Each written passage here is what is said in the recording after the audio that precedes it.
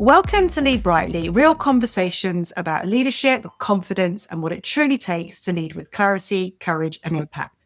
I am delighted to be joined by Mel Mills today, who is a visionary and results-driven leader with a proven track record in scaling businesses, driving transformations, and leading high-growth, diverse teams across B2B and B2C technology sectors.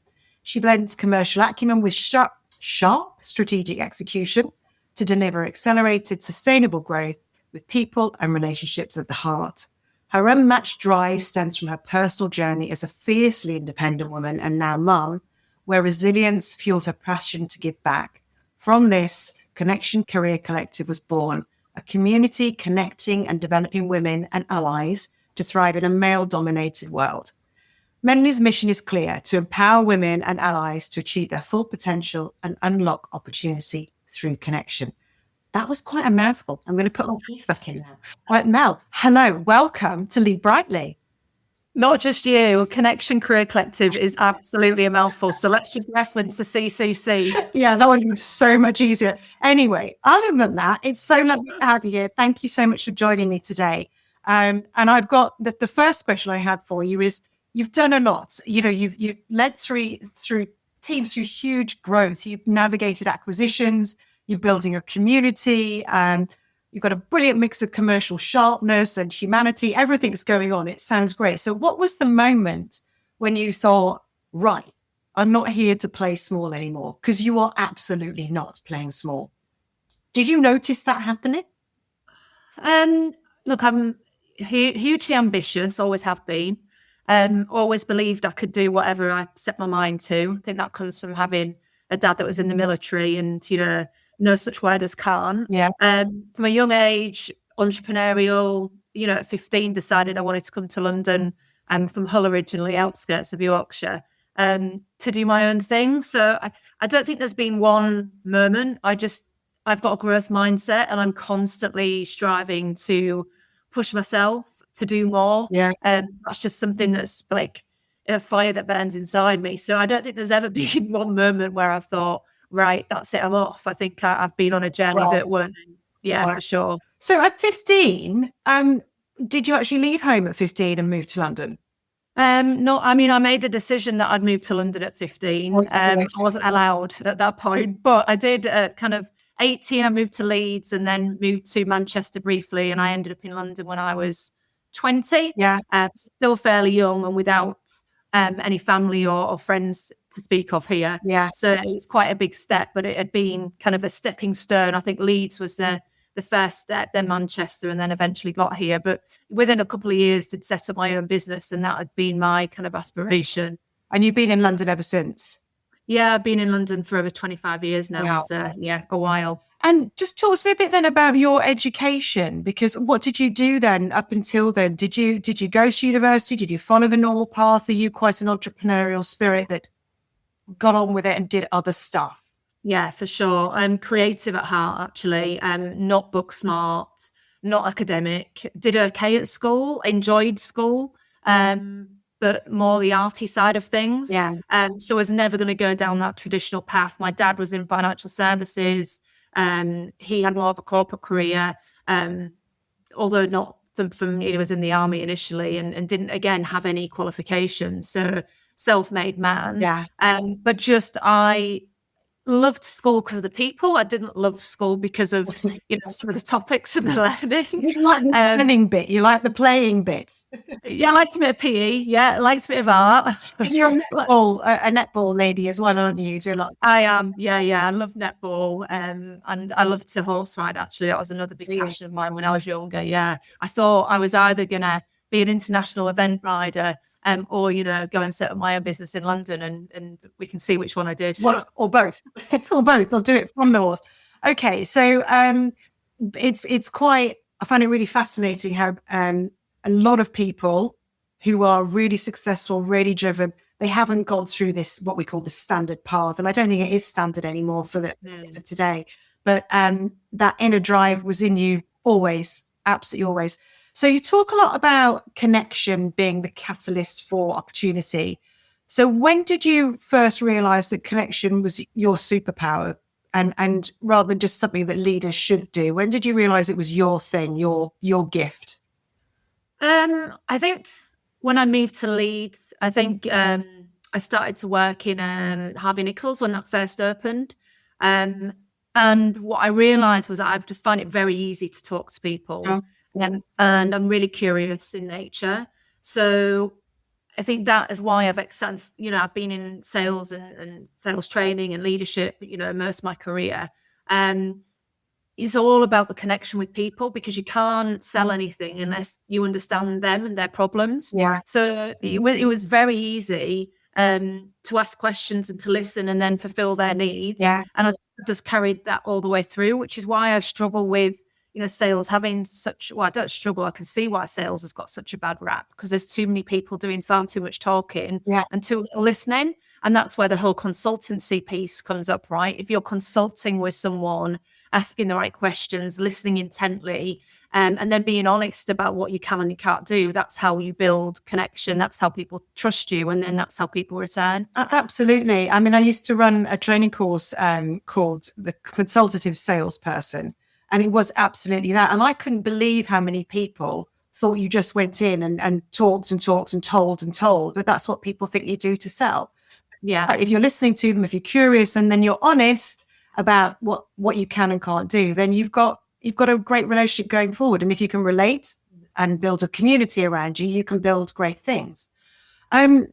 So you've built the CCC. I'm not even going to try and say it again, the CCC. What do you love most about that, leading that, growing that? Because it is growing, isn't it, at the moment? Yeah, we're in a fast growth phase. Look, it's been ongoing for a couple of years. I was lucky enough to be able to run that alongside my full-time Chief Revenue Officer role at Caxton. They encouraged it. They were super supportive. And that's because I couldn't find what I was looking for in the market. And that was really to be able to give back at scale. I've always had mentors in my life, and I've therefore mentored many people as well, and still do. So it was born from this desire to give back, at scale, because you've only got so many hours in a day to be able to do that for individuals. I mean, it's a really exciting opportunity to be able to support women in a very authentic way, and for them to build connections with one another, for that to help them fast track their careers. And look, it's fully inclusive. Male allies are absolutely involved and welcomed. We just want people to understand that there is a difference between men and women in the workplace. And I think that only amplifies when, women become mothers. And it becomes more of a juggling act, right? Yeah. So I think, what do I enjoy most about it? Handpicking the people that I want to work with is an absolute joy. And the only people that are kind of involved at partner level are tried and tested and trusted. So it goes back. So I don't know why I've always got this connection with 3 letters. But it means I remember it at least. So it's really important to me that anyone that's involved as a member, or as a partner, or as a sponsor, has really got the right values and morals behind their approach. And I just think I've had a pretty torrid time myself through more of a traditional recruitment process, and seeing the effect on others going through those processes when maybe they don't have traditional backgrounds. So I'm really passionate about making sure people know that they can succeed no matter what their circumstance, where they've come from. I think it's far more about attitude and behaviour and skills, rather than, the traditional, I've got X amount of experience and I went to uni. I just think that, especially within a sales space, that people connection is priority, and that doesn't always come from the traditional background. No, I completely agree. And I'm just thinking when you're talking about authenticity, trust, and everything else. For people to be authentic, this podcast is obviously all about the relationship between leadership and confidence. But for people to be authentic and go on and achieve great things that you're helping with, first of all, you need to exude the right level of confidence. Then you need to help them exude it too, so that they can step into their authentic self, if you want to call it that. What do you see are the biggest challenges? Actually, let me ask you first. Do people assume that you're confident? in 100%. And Yeah. would you say that there's a lot of truth behind that, or are there times when you have felt, don't look at me, I don't know what I'm doing? Yeah. And I would say that I am naturally a confident person, Mm. and I always strive to be different. Literally every hair color, cut, style under the sun, tattoos, piercings, whatever. I was striving to be different from quite early on. I moved away from Hull because it lacked diversity. People were quite staid. Everyone was kind of similar. It was just not really for me. Like I always had this pull towards London because of its diversity and the opportunity that it presented. So I've definitely always led into not being fearful of being different because I was trying to make myself look different half the time. Yeah. It's also the same with business. Like I'd always look for a different way of approaching things and setting that business out. Yeah. I'm going to use the word different again. Right. I should find another one. Yeah. But, from the early days of launching Hourglass Cosmetics into Liberty, people weren't doing the video tutorials. We were one of the first people to do that. Yeah. I've just got this innate drive to want to be different, to do things differently, because I believe you get often better or different results through trial and error. So for me, I think, yes, naturally confident, but throughout the journey, there's been massive, massive knocks of that confidence, some of which I've masked, some of which I haven't. I mean, I've had my own major struggles with mental health. Okay. I'm open to that because people should know, walking about authenticity. Yeah. It's not all plain sailing. And I've lost my voice at times and not even realised. I've worked with coaches. I'm a big advocate of coaches and mentors and asking for help. So I've definitely had struggles myself. From the outside, I would say most people would think that I'm still have always been confident. But equally, I think the most recent is when I had my own business and I did an awful lot of like presenting on large stages, but doing kind of makeup tutorials. And we mentioned about my comfort zone being creative. So when I was doing something with my hands, it seemed to take my mind off what I was saying, and then it all just flowed naturally. And I felt very at home doing that and didn't care that there was thousands of people in an audience while I did it. I think because I've transitioned careers and industries so many times, I think I've maybe started to dip in that confidence a little bit at times. And if I have not been in the right environment, that's knocked it. Certainly some, strong voices and having a lack of control in certain instances in my career has massively knocked my confidence. And that's when I've lent in even more into coaching mentors to get the support and work on myself to come back from that.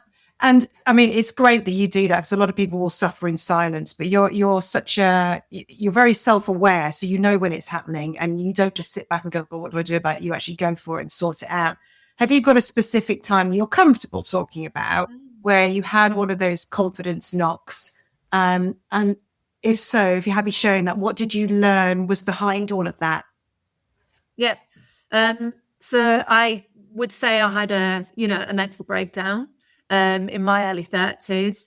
And it came from multiple traumas that maybe I wasn't dealing with as well as I could have done. Okay. And I'd been fired out from a role that it was like my baby. Like I didn't have my daughter until later in life, and businesses were like my children, and I hired everyone and I brought them this journey, and it was like an entrepreneur is a great, word to use. Yeah. And so really, really put everything into work, and I had very little, and I don't like to use the word balance because I do think at different times you need to put your energy into different things to really succeed. But I had very little else than 110% work for stages. And I think with the traumas combined, I think that I meant I had a real learn. And multiple traumas and balance or lack of. And as I said, having different times in your career, it is not all going to be plain sailing, and you've got your gym and you've got your friends and family. It's not always going to be like that. But there was definitely a long period where I was putting everything into work and not taking breaks and not looking after myself.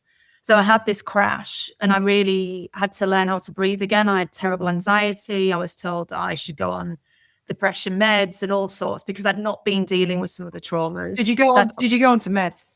No. No, I decided that Like, no, I'm going to deal with it. You really come across someone who's like, whatever it is, I will find a way. But you will power through, but do it obviously the right way in this case. yeah, and there's different ways for everyone, right? Not everything is going to work that way. But for me, it was about learning how to breathe. So I learned how to run. I could never run without a stitch. I used to have pins and needles in my hands. I had major anxiety. I mean, it was really bad. But I took 3 months at home with my mom and found another job and decided, right, I'm transitioning. I'm coming away from this industry. I want to be in a more diverse and inclusive industry because I'd spent a long time in fashion and cosmetics with different types of people, right? Yeah. Different ways of thinking, different approaching. And I decided that tech was the way forward. So that's actually when I landed in tech. It's a big jump, isn't it? From beauty to tech. And could it be any further apart? Possibly not, but that's me all over. Yes. I could see the potential within the tech industry. It was of interest because I could see you needed a huge a diverse team to be able to build technology and to do all of these great things.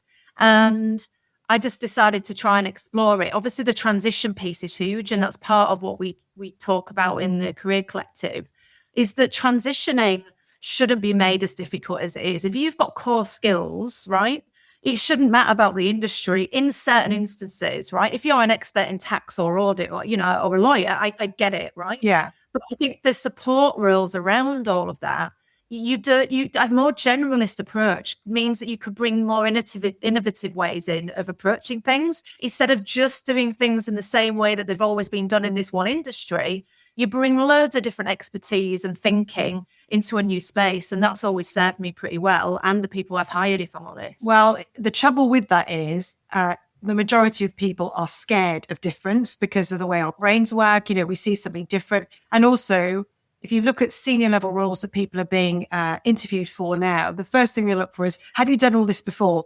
Particularly in this industry with this widget. Yeah. People are so scared of getting it done. And scared of diversity and everything else. So I love that you're championing that and you are living and breathing that as well. So this point where you had this mental breakdown and you basically burnt out, right? You were in a terrible state. You say there were multiple traumas going on. I don't need to go into all of what they were, but I'm just thinking about that impacted your confidence. Did you know early on that your confidence was shaky, or was it afterwards when you had the support and the coaching and the mentoring that you realized confidence had played a part in that? I mean, I was definitely masking. So, I remember the initial calls with my coach and it was not that, confidence is not an issue. And it honestly wasn't an issue, but it was coming out in different ways. So the biggest part, and it kind of affected me maybe, less than a year ago, is I've always enjoyed a conversation. I know a panel chat, I can be on stage. If there's other people, we're having a conversation and I'm asked my opinion, all great. Yeah. I have really struggled with having a presentation. So if there's a presentation behind me that I feel I'm supposed to be following, or I'm supposed to be the professional Melanie, or I'm being something that I think maybe other people expect of me, that's when I'm not great. So I had a bit of a realization around that. And then worked through, well, what is my storytelling methodology? How do I be me, be really authentically me, and not try to conform to what I think should be of me on a stage for a certain business? Yeah. So just kind of stepping into, actually, this version of Melanie is absolutely brilliant. It's fine. It's perfect for what needs to happen here. I don't need to conform. But that feeling that you had to fit in suggests that you didn't think that you did. And underneath that, there's lots of beliefs, aren't there? Self-limiting beliefs and all sorts of things that get in your way. So once you've worked through that and figured out what it is, you're suddenly free. Yeah. Free. And I think there's a massive amount around this select the people that are around me.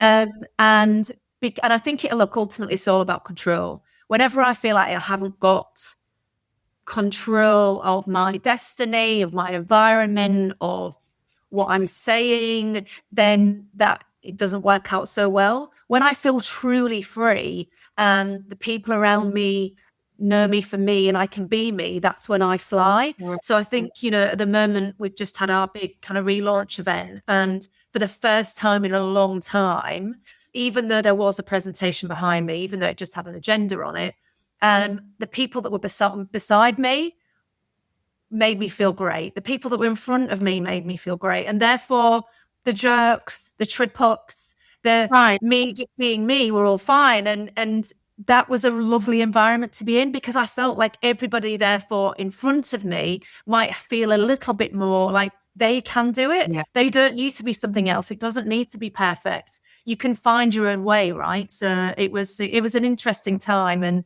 yeah, feeling good about it now. Hugely empowering. I think you're absolutely right. People don't want to see perfection, whatever they think is perfection. What they want to see is someone having a good time, having the confidence to get it right, get it wrong, have a laugh, just enjoy themselves. Because if people are enjoying themselves, then they're going to be feeling good. Now, that brings me on to another thought, which is when you weren't feeling as confident, not that you knew you weren't feeling as confident, but when you were masking, how did that change how people reacted to you? And the reason I ask that is when we're really confident and we're magnetic, like you were last week with the CCC, you can feel that people drawing to you and you drawing to them. It's a lovely feeling. Did you notice a difference to how people treated you or how people behaved towards you when your confidence was? No, because I honestly think that the majority of the time I would have come across the same way. When I wasn't and I was having down times, actually showing people that I was not doing well and explaining it meant they connected with me even more. Yeah. And I don't know that people would have then attributed that to lack of confidence. It was just, look, I'm going through difficult times and I'm sharing those with you. Yeah. Now you understand me and connect with me more. Yeah. And then I'll come back to life. Yeah. So I think, I just don't think that any time of my career people have said, well, she lacked confidence. They just wouldn't. So there was a lot going on in the background, but I was able to kind of get through it. And then in the down times, actually be honest about it, which meant people connected with me more anyway. But it just wasn't attributed always to confidence. It was attributed to just tough times that you were going through, if that makes sense. Yeah, completely. So by being honest, even did it feel uncomfortable, to be honest, by the way? Because I don't know many people. You're so strong in your ability to be open. And I think that's a massive quality that a lot of leaders don't feel able to demonstrate because of the fears of, if I'm open, what are people going to think? And you just, what I want people who are listening or watching this to realize that you can do anything. And if people are going to respond to you badly because you've been honest with them, that's not your problem. That's a them problem, right? Absolutely. Do you know what? This takes me to a really interesting conversation I had with a couple of non-execs. And I'd had one conversation with a female non-exec and we connected 100, oh my God, instantly. And we ended up talking about divorces and all sorts, literally within a second. She's like, I can't believe I'm telling you this. But it's because I'm so open, people then feel open and then you can bond so much quicker. Yeah. 10 minutes later, the other non-exec came in, but just before they did, she was like, oh, don't say this and don't say that and don't let no, I would never have let anyone know this. And it's, I think, partly a generational thing, potentially. But it's such a shame. Like, I just think that if you've got large teams and you aren't being open and honest, I don't have a degree, or I've had this, I've had that, or I'm caring, or my mum had cancer. Like, if people see that you're a real human, then they can connect with you, they trust you, they're loyal to you, and they can be more themselves. Well, I'd much rather know if one of my team is off for 2 days, not because they've put a sick note in, but because there's a problem in their family, and then how can I help with that? I just think there's an openness. There's no need to be. Transparency is everything. Authenticity is everything. But we've got this awful perception of what people should be or might be, or this whole social media doesn't help, let's be honest. No, it's all perfect, edited. I mean, I don't mind an odd edit on a picture, but and it's of lighting going on here. It's all good. Exactly. But why does everything have to be fake? Let's be honest. Let's give feedback. Let's support one another. I just have a very much easier, wouldn't it? So much easier. And the thing is, in my job, what I see is it's very rare to have people like you so open, so honest. And when I do find those people, I think they are just wonderful. For me, I talk about leading brightly. That to me is the essence of someone who's leading brightly, openly, confidently, right level of confidence, without too much bias. I mean, we're all full of it, but manages the bias, caring, empathetic. able to say, I'm having a bad day. Now, that doesn't mean that you share every single issue that's going on in the organization. I think this is where people go wrong a bit. They think, well, being authentic and being open and honest means I've got to tell them everything, and I can't. It isn't about telling everybody everything. It's about caring for them, telling them what they need to know when you can tell them. And then if you can't tell them some stuff, tell them I can't tell you this and why. It's not that difficult. No, it's not that difficult, but it's made to feel and sound difficult, and it just isn't. And I'm doing a podcast next week. We've decided the topic is energy. Mm-hmm. And I think, to drive an organization forward, especially in a revenue phase, where the numbers speak volumes and you're leading large teams and you've got to keep the momentum, and look, things have been tough.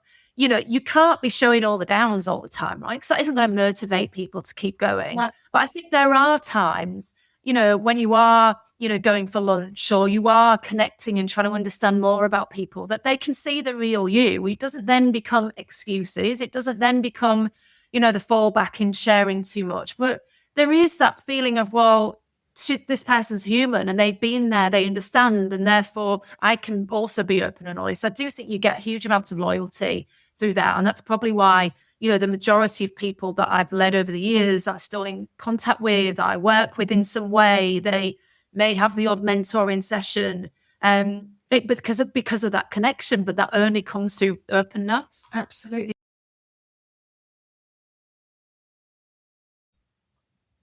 So thinking about being an authentic leader, being confident enough to share about yourself, to build those connections, there's going to be people watching and listening to this thinking, oh, I just wouldn't dare. You shouldn't, when you're a leader, you shouldn't be sharing personal stuff with people.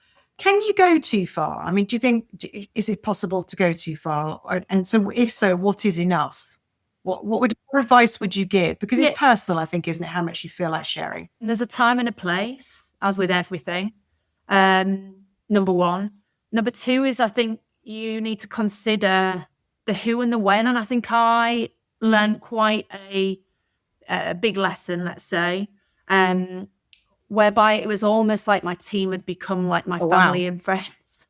I mean, it was too much. And I think there's different levels, right? You need a peer group potentially within work and also out externally. But when everything is internal, then that's when things can go awry. So I think I learned that lesson quite quickly. I've always been in leadership roles, from being even just a supervisor in a bar in 17, right? There was never a time where if I was working with people that maybe I wasn't a team leader, supervisor, manager, there's always been that. So I've learned lessons along the way. And that was certainly a big one. And I think from that, it was then having this external piece, which is where the mentors and the coaches and, picking the right people to have the conversations outside of the organization, because it helps me to work things through when I vocalize things. Yes, I may be an oversharer. Yes, I'm not afraid of asking for help. Yes, I'm very open. Yeah, exactly. I think especially when I stepped more into a corporate environment, I'd already learned a lot of those lessons and self-reflected and understood how and when and where, and then educated some of my teams around that. Like I would always try and bring the head level together, because what you don't want to do is kind of moan upwards and you don't want to do it downwards, but you should have your little confident group in your level, which then helps you navigate those challenges together. But equally to find people outside of an organization, which is why I'm a real advocate for, mentorship programs outside of the org, because how much can you share within an organization? This is the thing, and I think about, it makes me, people say to me, we've got coaches inside, so we don't need external coaches. Coaches and mentors actually on the inside, I think, are really useful. Coaches, not so much so, because you really want to be able to be open and vulnerable with a coach. And you're always worried in case it's getting back to the wrong person, is the intent of that coach really what you need it to be, which is, you're here for me, this isn't going to go anywhere else, it's a really safe space. But I think for mentoring, because you're teaching something, it's probably easier for it to be internal. Yeah, but I think with it being internal, you're only going to get that corporate viewpoint. And if someone's been in their role a long time, I think there's a huge amount of value of coming at it with some different experience, not saying you don't have your mentor internally. And I see the mentorship and sponsorship when it's internal far closer. Whereas if you've got external perspective and experience, I think it can just help you navigate and Yeah, problems, and this challenges. leads very much into what you said very early on, which is about your passion in helping people use their skills, transferable skills, and to be brought into organizations for what they can do, not because they don't know that specific thing straight away. I mean, that can all be taught. What I'm hearing from you is, look at who's in front of you. Remember what your strengths are. Could be overplayed, could be underplayed. Actually, what we're looking for is what's the right thing for the person in front of you to help them feel safe and confident, which then takes us into this whole psychological safety. How do we create that? And I think, and if a leader isn't able to share anything about themselves and they think, I am the leader, therefore I'm just about business now, you are really missing a trick. And often, well, actually, let me ask you, what do you think is behind that? Why do you think some people do that? Maybe slightly not in touch with themselves, their people. That I mean, if you can't share anything, I don't understand how you expect motivate, how you can take people on the journey. How would you really take someone on a journey if they know nothing about you? And yes, you can choose what that might be, but there's got to be certain elements. Otherwise, how do people connect and then follow and then buy in? And so I think it would be honestly an outdated way of leading. It's a very common way of leading. Tell you what I see, and you may actually have seen this in people, and it was going to link to a question I was going to ask you next, which is around, have you worked with people who you've seen are under or overconfident and the impact it has? But when people don't feel able to be authentic, show up, do the thing they need to do, it might be just a behavioural style preference in I'm quite reserved anyway. Not that they wouldn't share, but it might take a bit longer. But often the environment says, no, we're here for numbers, that's it. And I would think in the environments you work in, it's a lot about numbers, but it's also about people getting those numbers. But then there's a lack of self-confidence in themselves, lack of training, lack of understanding how to. There's so many things that come into that. You're a real breath of fresh air in that you just, whatever you didn't know, you've gone to learn to do it. And a lot of it sounds like it's innate. Very few leaders out there are like that. I think, and I don't want to embarrass you because I know you don't like hearing good stuff, but I think you're quite special. So you can take that, move on. It's okay. Thank you for that. Well done. Thank you. Well done. So how do you, when you see people, so this question is, how have you seen people impacted by confidence, too much or too little? And how have you seen that affect their effectiveness or the effectiveness of people around them? Have you ever experienced that for a start? Yeah, so without a doubt, especially working in for many years in the sales environment and interviewing thousands of salespeople, it became very clear to me that a lot of people like to overplay, overcompensate, oversell on their abilities. I hate to say it because it isn't always the way, and I've led some phenomenal male sales leaders. But there is this male hubris and I think female humility generally, absolutely generally. I know that we have discussed imposter syndrome, which is 99% of the time tied to women. I think seemed to have come up around women. But on the flip side of that is the Dunning-Kruger effect. And that is when you overestimate your own competence and you oversell it only to underdeliver. I've seen 1,000,001 sales CVs over the years, and it becomes very clear because people are just jumping from one thing to the other because they promise the world and deliver nothing. And I think, women are generally promoted, right, more on their actual performance and their potential.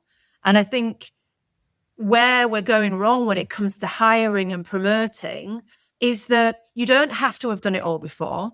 What you do have to show is where you have learned and you have delivered, and your intention and your ability to learn quickly and have a growth mindset and have the work ethic and the attitude and all of those things. Like that massively outweighs a CV that says, I worked in a large org for like 7 years doing this one thing, right? And then I've jumped around multiple times. And people fit within different sizes of organizations, within different roles, and some will suit and some won't. But when that becomes a pattern, it's glaringly obvious, right? And I think most of the orgs I've worked in in my mid to later career have been startup scale-up where there's nowhere to hide. And unfortunately, some of the hires and the lessons that I learned was actually when you do often pick people that have been in large organizations for a long period of time, they're just not ready to have the spotlight shone on them. They're not ready to have to be accountable in the way that you often are in a smaller place where, everything matters more, money's tighter. And whatever you're showing off about or claiming actually can be proven. Whereas in the bigger organizations, you can get away with saying something and it doesn't actually come to fruition or be proved. And hiding behind people and brand often. Big brand, big name, what people promise, it's more inbound. I think when you've proven yourself and delivered, because everything for me is about delivery and execution, is that when you've proven that over a serious amount, not a serious amount of time, but a tangible amount of time, enough time, then that speaks volumes. So yeah, I mean, different approaches, different viewpoints, but without a doubt through the interview processes, I'll dig for the people that I think have got the core skills to enable them to have the confidence and feel comfortable in an interview, to make sure I get the very best of them, not just the ones that oversell and love to put it on a plate. And, then I'll challenge them on examples around that kind of, So thinking back to it sounds like you've encountered more people who look like they're overconfident, but they are, they can also be masking, they're hiding something, they're playing a game, they're fitting into the environment they're in and all of that. That doesn't necessarily lead to being effective. And what you're saying is when you get them into a smaller environment, you can see how ineffective they are because there's nowhere to hide. So it's quite exposing, isn't it? But it amazes me how many big organizations allow overconfidence for whatever reason to be at play, because to me, it's just as dangerous to performance, to motivation, especially when we're talking at a leader level, as underconfidence is. I don't know what your thoughts are on that. Do you see a difference in the two? I mean, without a doubt, there's a risk in both, right? But I think that should come out through quality hiring processes and then self-assessments and regular reviews and not just being annual reviews. I think there's a huge amount of things that organizations can do from the very beginning of onboarding throughout the process to be able to find that out. To manage the levels of confidence, maybe to give them the training they need to feel safe, to create an environment, the right culture so that they can behave the right way. Is that what you mean? Yeah, I do. And ultimately, the overconfident people get rid of because they're not actually delivering. But you've got to have visibility. You've got to have your leaders being accountable, not just hidden behind HR. I think, unfortunately, a lot of organizations then put a load of hierarchy in and no one's really responsible. Everyone's hiding and they all stay in roles and get paid far too much the money. Louder and more confident they appear to be, what we see is so many of them get promoted and then it causes even more havoc. The higher up they go, the more havoc it causes. Yeah, and I have to say, from my experience, that actually the ones that struggled through interview but had solid, skills, attitudes, then if you nurture them, they're the ones that fly and they're the ones that do better with the customer. They're not over themselves with their ego. They're more collaborative. And I think this is vital. You have individual teams with their set goals, but unless you have an overarching goal to drive them all to work together to deliver that goal, people are going to pull in their own way. It's going to be silos. And I think from a revenue operations perspective, from a chief revenue officer perspective, right, is that you're wrapping your arms around everything from, marketing to sales to customer success. You've got to have product development. You've got to have operations in there, because if you are, supporting the client end to end, from the entry point to when they may exit and understanding why they're exiting, you can't really spot the opportunities where the revenue's leaking.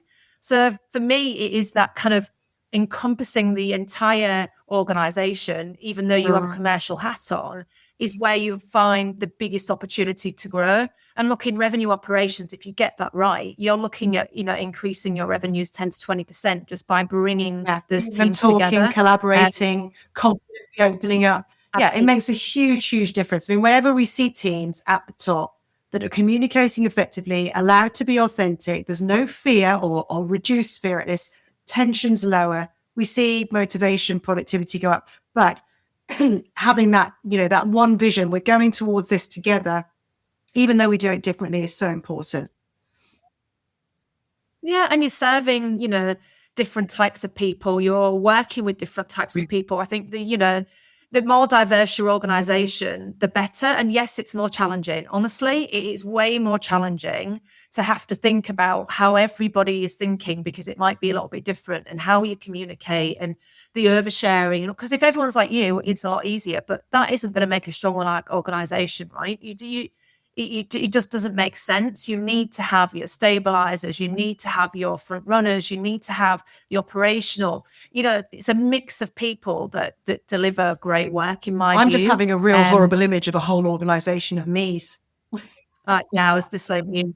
I mean, yeah, it would be very noisy. I know that much. Okay, so just to sort of bring this together now, what's one piece of advice that you'd give to leaders who maybe feel they're not capable on paper, but they're not feeling as capable inside? So we're looking at people who are lacking that self-esteem, that self-belief. What's one thing, you seem to embody it naturally, but what would you advise people? You've been to the point where you've not felt it. How would you suggest that people build up their confidence? What's 1, 2, or 3 things you advise them to do? The self-reflection piece is key. The more of that you can do on a regular basis is everything. Asking for feedback, doing your own 360 reviews, like gather the intel, right? Let's understand what people are thinking within the organization of you. Don't be fearful of that. And also asking for help, like go and look for a coach, go and find your personal advisory board, go and pick your people that know you, that you admire, that they have skills that you don't have, that are in your organization, outside your organization. Like, ultimately, you can't do it alone. Like, no one is, everything. No one is perfect. But lean into your strengths. Like, make that your superpower. You don't need to be great at everything, but you do need to be aware of it. And I think, again, that goes back to that self-reflection piece. You are who you are. There is only one of you. Be the best version of you. You don't need to be like me or anyone else. And enjoy it. Be you. And the bit about asking for feedback, I mean, people who are suffering with imposter syndrome, low levels of self-belief, whatever you want to call it, confidence issues, are terrified of asking for feedback. But what you often find is when you do, you hear really good stuff. And if you are going to ask for feedback, one thing I will say is be really clear what you want feedback on and why you want it, because it's really difficult. I don't know if this has happened to you. Someone's come up to you and said, can I have some feedback on that? And immediately the brain goes, which bit? I wasn't listening to it all. Oh gosh, what do you want to know? And so you can't give good feedback. So if you're going to ask for it, be clear on why, be clear on what, and warn people that you're going to ask it. So don't just drop in and go, can you? Because it terrifies people. And then we might give feedback that isn't terribly helpful to that person. Okay, so good advice. And I would also say something I'm surprised you didn't add to that is join a like-minded group of people. Yes, the CCC would be great. If people wanted to join, I've got to get this right, Caxton Career Collective? Connection Career Collective. Connection, either call it Connection or CCC. The one that you run, what sort of people are you attracting? So this is females and allies. And it's particularly for people in tech, or can it be outside of tech as well?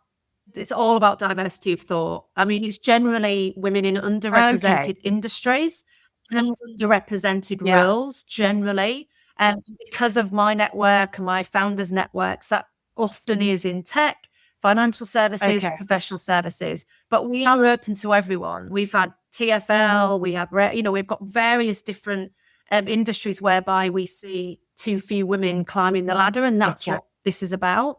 And it's supporting them to do that in their own authentic way with a community around them to support and shout them out and make them feel great about themselves along the journey. And also the training and education piece, right? Like, we're not all, ready for what's next, but if you've got the attitude that you want more and you want to progress, then we're absolutely there to support. It's great. I mean, I've had the pleasure of going to one of your meetings, and it was really, really enjoyable. The energy, camaraderie, the friendship, the support.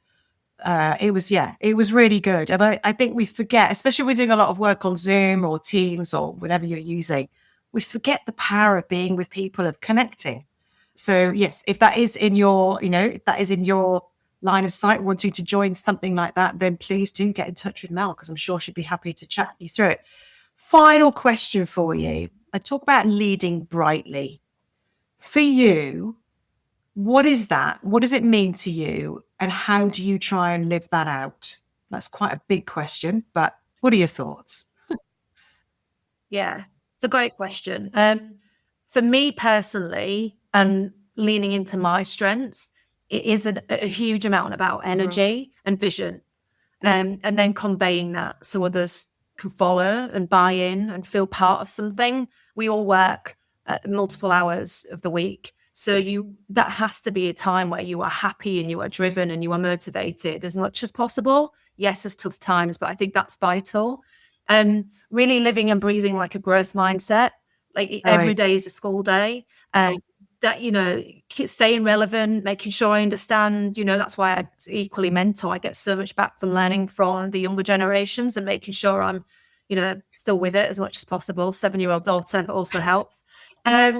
Empathy is something that I've worked on a huge amount of myself, because that wasn't a strength. Without a doubt, having my own challenges, and my daughter has given me far more of an empathetic viewpoint. My mum's had cancer and my dad died, and all these things, right? But it's definitely made me more of an empathetic leader. We've discussed it at length, but being authentic, inappropriate, being transparent, like I think there's such value in that. And honesty. I mean, whatever you see, you get. You can't beat honesty, can you? There's something really interesting that people think they can hide stuff, and you can't really, because you're leaking it. So even if something awful is going on in your life and you're not telling somebody, their brain is picking up that something awful is going on, and they will assume often that it's something to do with them. So actually, you're doing a disservice and an unkindness, really, not to say, listen, I'm just not in a good place right now. You don't have to go into details, but being honest. Yeah, I should have said that. Kind. I honestly think that it's such an important word in leadership. People think being nice is being kind. Being nice is not being kind. It doesn't matter whether people like you or not. People should respect you, I would hope. But being kind is giving the critical feedback, right? It is taking the time to actually, think hard enough about others and sharing things that they could improve upon.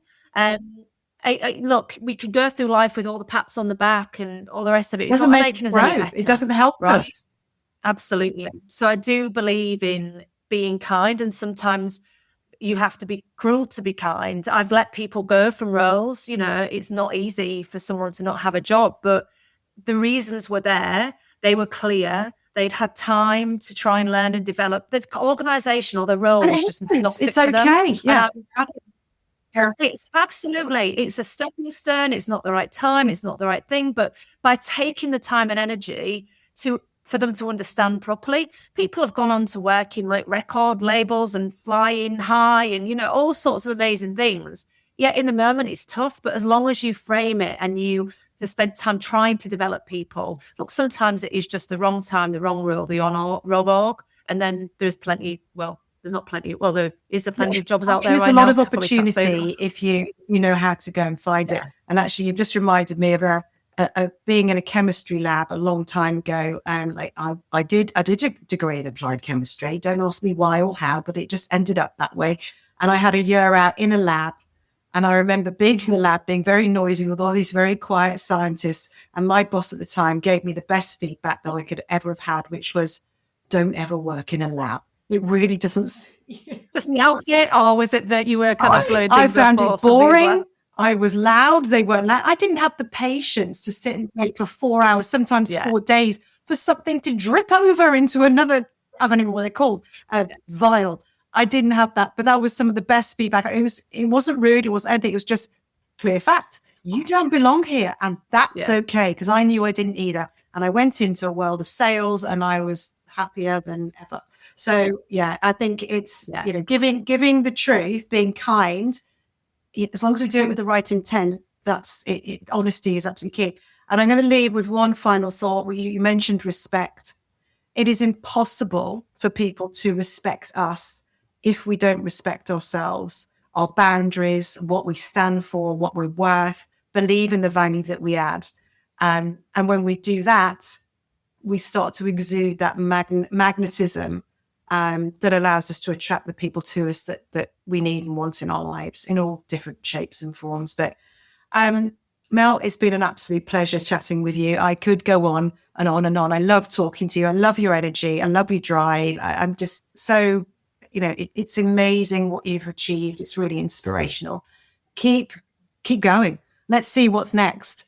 And yeah, thank you for joining me. Yeah, thank you, Sarah, for obviously a great podcast in general, not just this episode. And because I know let's say we were great. But also because you're supporting leaders, right? And it's not easy. So the work that you do is valued. Thank you, Mel. Fantastic. Thank you.